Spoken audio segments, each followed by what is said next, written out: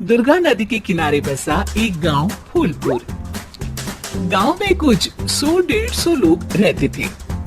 अंजलि जो कि पास ही के जिले में रहती थी और 12वीं पास कर चुकी थी, उसके पिताजी ने बेटी को जल्दी विदा करने के लिए उसकी शादी फूलपुर गांव के मुकेश से करवा दी थी। मुकेश कभी स्कूल नहीं गया था और इस कारण वो पढ़ा लिखा नहीं था और बाकी गांव वालों की हालत भी मुकेश जैसी ही थी। मुकेश के घर में उसके माता पिता भी रहते थे। सासू माँ, मैं बाहर मंदिर तक जा रही हूँ, आधे घंटे में आ जाऊंगी। अरे अभी कहीं जाने की जरूरत नहीं है, चुपचाप जाके रसोई में रात के खाने की तैयारी करो।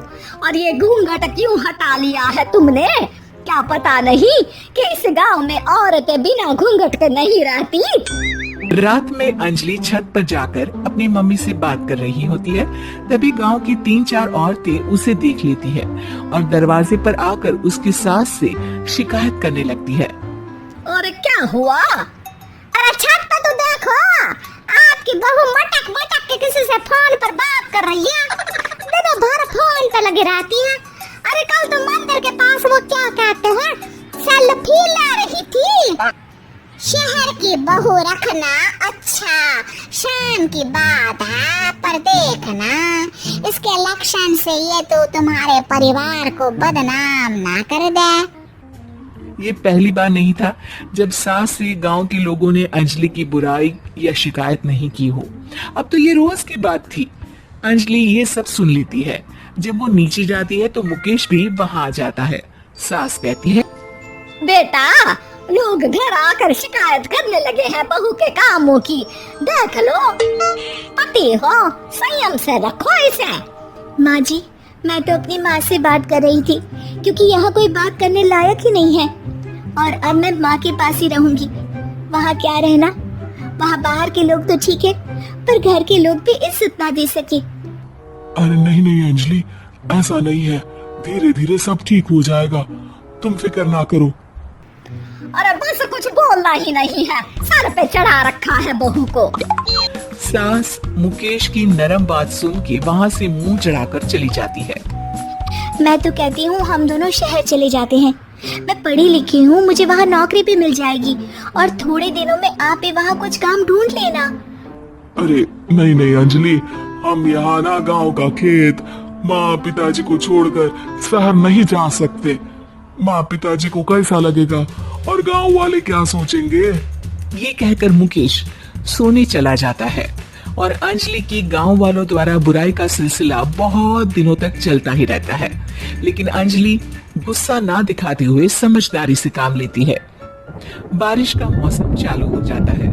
जोरदार बारिश से पूरे गांव में हाहाकार मच जाता है।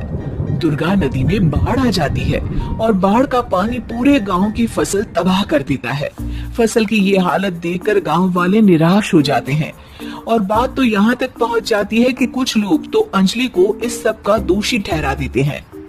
अरे पूरी फसल तबाह हो गई, पता नहीं किसकी नजर लग गई है। अरे जब से चौधरी परिवार में ये शहर की बहू आई है ना, तब से ही गांव की शांति चली गई है। इसके कर्म कांड से माँ दुर्गा नदी भी खुश नहीं है। ये सब सुनकर बेचारी अंजलि रोते हुए अपने घर चली जाती है।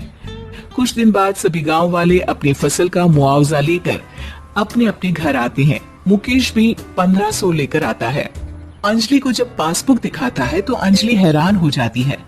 अरे ये पासबुक में तो उन्होंने 4000 की एंट्री करी है और आपको सिर्फ 1500 दिए। सच में? अरे वो सरकारी अफसर आपको बेवकूफ बना रहे हैं। सरकार की तरफ से हमें 4000 मिले हैं, लेकिन बाकी का सारा पैसा खुद ही खा रहे हैं। आप लोग के अनपढ़ होने का फायदा उठा रहे हैं।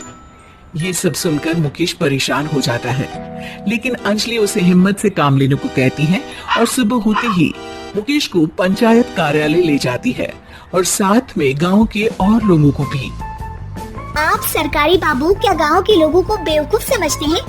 आपको क्या लगता है ये पढ़े लिखे नहीं है तो आप कुछ भी मनमानी करेंगे?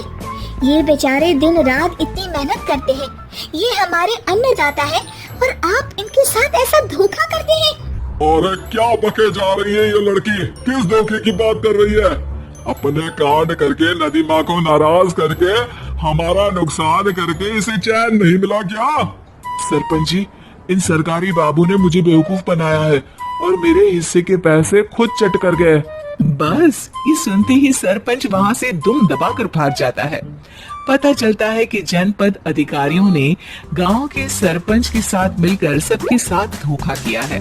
सब लोगों का विरोध शुरू हो जाता है और आखिर में अधिकारी सब गांव वालों के हिस्सों के बचे हुए पैसे उन्हें लौटा देते हैं और कई दिन तक सरपंच गांव में लौटता ही नहीं। अंजलि, तुम नहीं होती तो हम गांव वालों को तो पता ही नहीं चलता कि ये हमें हर बार बेवकूफ बनाते हैं। हाँ हाँ अंजलि बेटी, हमें माफ कर दो।